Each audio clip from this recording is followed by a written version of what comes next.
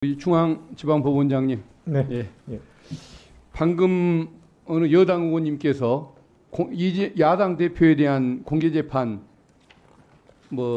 필요성을 제기했는데 동의하십니까? 제가 그에 대해서 구체적으로 언급하면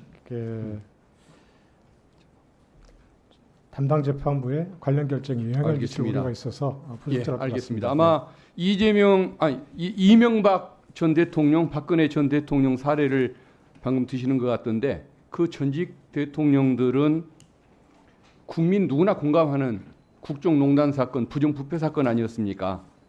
어느 누구도 이의가 없는 그런 사건이었기 때문에 당연히 공개 재판 예외적으로 허용했던 그게 타당할 수 있지만 지금 야당 대표는 70명의 검사를 동원해서 3년째 탈탈 터는 수사를 했고 정치 탄압의 희생물로 지금 인식이 되고 있는 그 상황 아닙니까?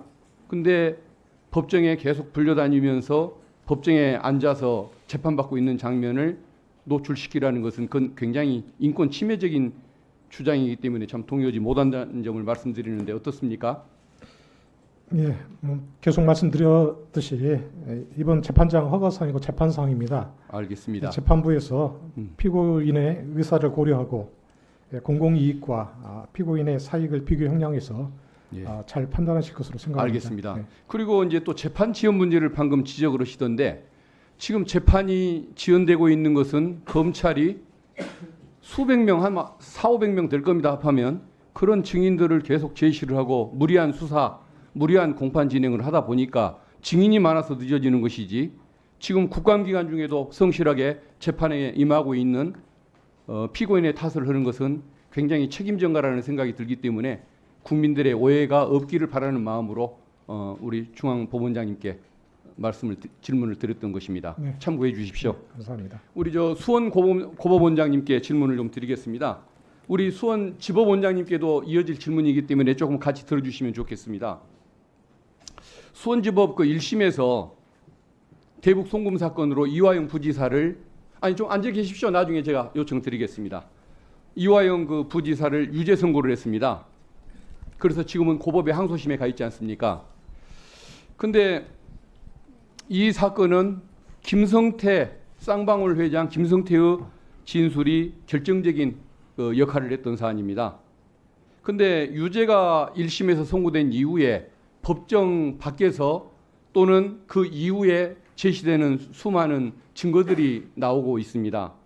예를 들면 1심 판결 이후에 필리핀 마닐라에서 돈을 받았다는 그 북한의 리오남, 그 사람은 범죄 현장에 온 적도 없다는 증언들이 수없이 나오고 있습니다. 그리고 검찰은 검찰 수사에 협조를 했던 김성태에 대해서 봐주기 수사로 일관을 했고 주가 조작 사건, 국가보안법 사건은 아예 기소도 않으면서 진술 협조를 끌어냈습니다. 그리고 또 재판 이후에 김성태가 증인을 매수했다. 즉 안부수라는 중요 참고인 여기를 자기 말을 지지하게 만들려고 그 딸에게 오피스텔을 제공했다는 또 증거가 나옵니다. 그리고 검찰이 끝내 1심 법원에 제출하지 않았던 자료가 뭐냐면 김성태, 안부수, 이화영을 같은 검사실에서 21번이나 소환을 했던, 그래서 진술을 마칠 기회를 줬던 이 부분을 자료를 계속 안 냈습니다. 뒤늦게 어쩔 수 없이 항소심에 가서야 자료를 냈습니다. 이런 것들을 생각하면 항소심에서 정말 좀 신중하게 재판을 해 주셔야 하는 것 아니겠습니까? 그래서 이런 외부의 문제점, 지적이 있다는 것, 우려하는 견해가 많다는 것에 대해서 우리 원장님께서 한번 재판부의 의견을 좀 전달 좀 해주시면 좋겠습니다. 이것은 재판에 대한 간섭이 아니고 사법행정 차원에서 외부의 국민의 목소리를 전달하는 것, 이런 것은 문제가 없는 것 아니겠습니까? 예, 의원님의 지적을 잘 검토를 해서 재판부에 전달할지 여부에 대해서 검토를 해보겠습니다. 그러면은 원장님께서 직접 전달하시기가 그렇게까지 곤란하시다 온다면 오늘 국회 이 방송 녹화물을 한번 봐라, 이렇게만 전달해 주셔도 좋겠습니다. 방송 보라는 말씀은 하실 수 있는 것 아니겠습니까? 예, 알겠습니다. 예. 수원 법원장님 잠시 나와주시면 고맙겠습니다.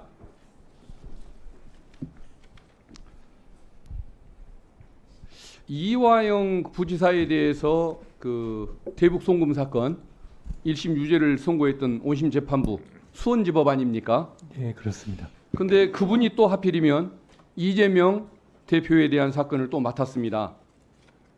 이미 그 1심에서 이재명 대표에 대해서까지도 유죄의 심증을 드러냈던 재판부입니다.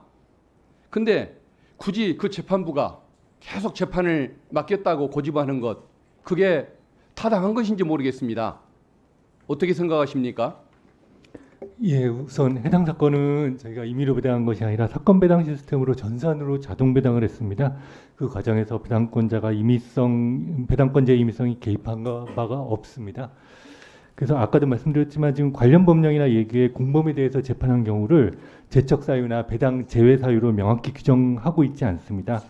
이러한 상황에서 공범에 대해서 재판을 했다는 이유로 특정 재판부를 배당에서 제외하면 오히려 배당의 공정성에 대한 오해를 불러올 우려가 있다고 판단을 해서 배당에서 배제하지 않고 공정하게 전산으로 자동 배당을 하게 되었습니다.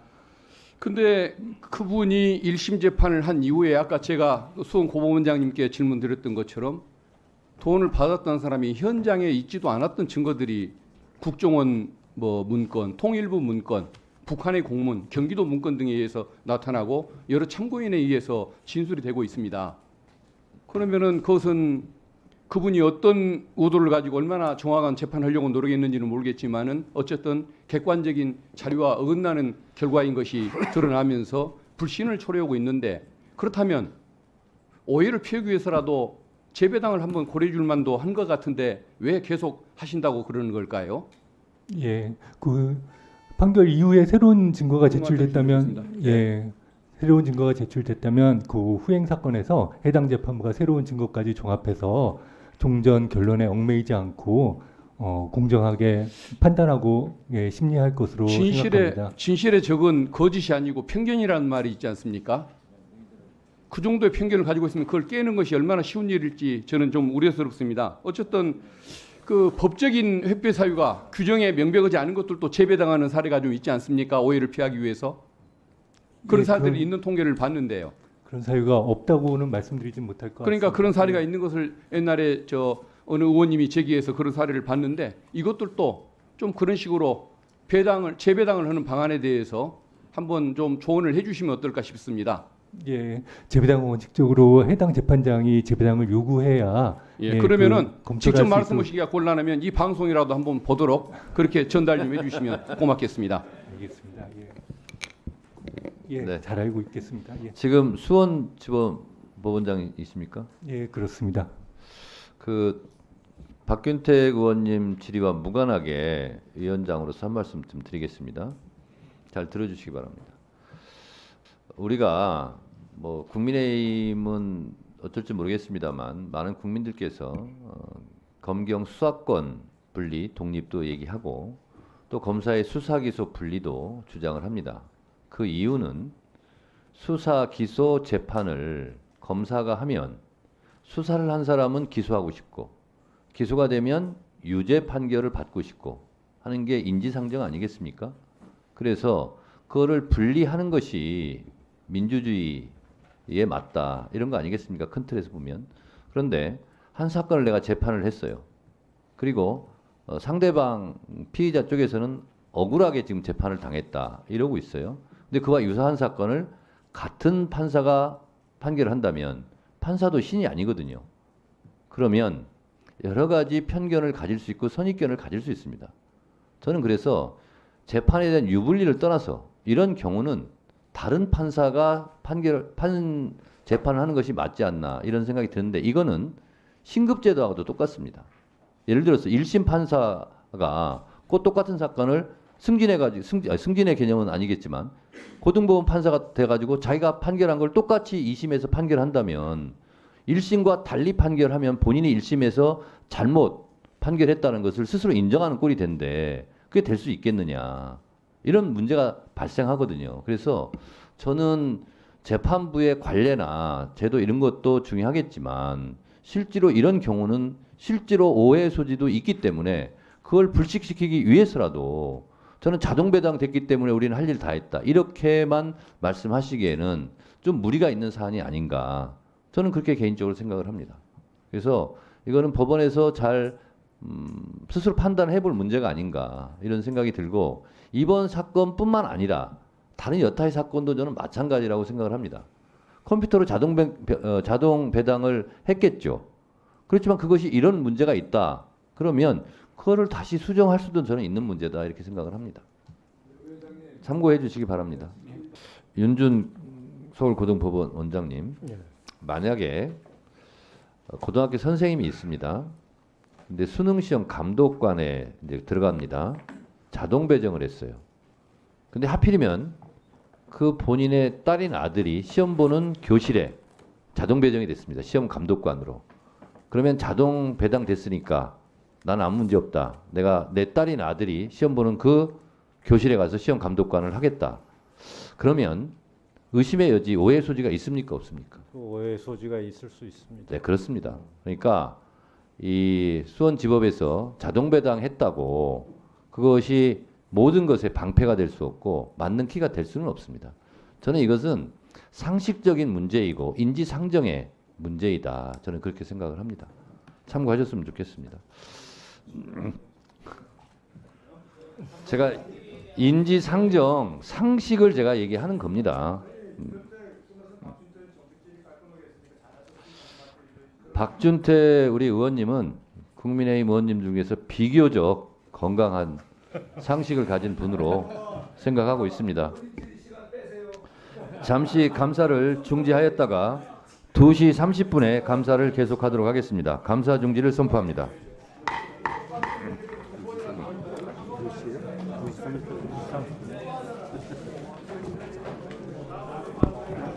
박준태 의원님을 괜히 칭찬하게 됐네요.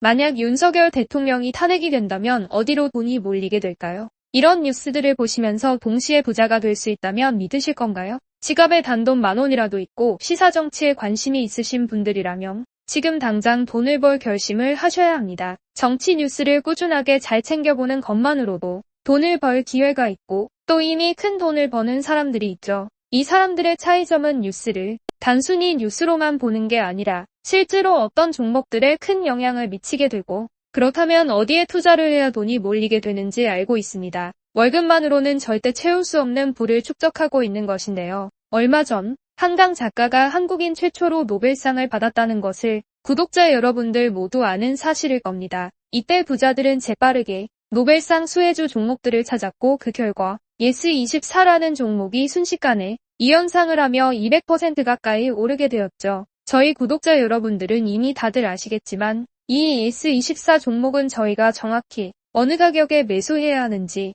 또 언제 팔아야 하는지를 정확하게 공유해드렸었던 사실이 있었죠. 투자로 부자가 된 사람들은 사소한 시사 뉴스들을 그냥 지나치지 않습니다. 전문직이 아닌데도 부자가 되는 사람들의 특징이 바로 이것인데요. 돈으로 이어진다는 경험적 확신이 있기 때문에 진짜로 급등할 수 있는 종목들에 과감히 투자해 남들과 비슷한 연봉을 벌어도 절대 월급으로는 만들 수 없는 큰 투자 수익들을 지금도 만들고 있다는 것입니다. 이번엔 현재 가장 핫한 북한 도발을 대비하여 또 한 번 급등이 유력한 대장 종목을 알아냈는데요. 제 목표는 채널을 크게 성장시키는 것이기 때문에 여기까지 영상을 시청해주신 분들께만 이 정보를 드리고자 합니다. 제 개인 휴대폰 번호 010-792-8273으로 기회라고 문자를 보내주시면 링크 하나를 보내드릴 건데요. 링크로 들어오시면 이번 미대선주 그리고 북한 도발 관련 유력주를 공유해드리겠습니다. 또한 윤석열이 탄핵될 것을 대비하여 탄핵 수혜주 또한 미리 파악 완료한 상태입니다. 제가 돈을 받는 것도 아니고 투자를 대신 해드리려는 것도 아니니까 어느 시간이든 편하게